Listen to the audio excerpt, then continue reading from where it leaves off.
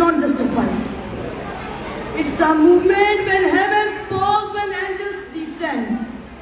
And the battle of truth, Marka Haq, it was a war of principle, a war of belief, a war of conviction, where blood stood against the bullets and truth faced tyranny.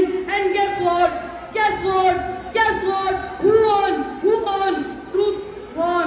Yes, truth won this battle. This battle was not just on the borders.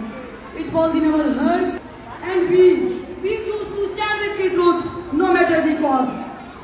From the battle of Badr to the creation of Pakistan, from Karbala to Kashmir, the ego remains same. Truth does not bow.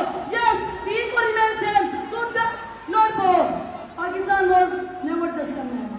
It's a mission, a miracle, a marker of truth, a land not by ink, but by fact and fire. A land where the slogan was not just shouted, it was lived. La ilaha illallah. And today that battle continues, not with guns, but with books, with knowledge, with courage, with the unity in our heart, with the unity in our tongues. And Mr. President sir, this is the new battlefield, and we are the new warriors.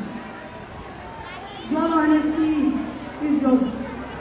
Your prayer is your shield, and your knowledge is your power, and your voice is the burden.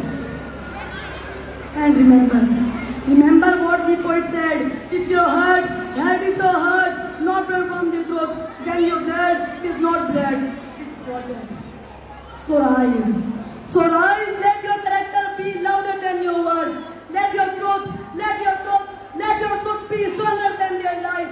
Let your sacrifices be brighter than their darkness. This land is ours.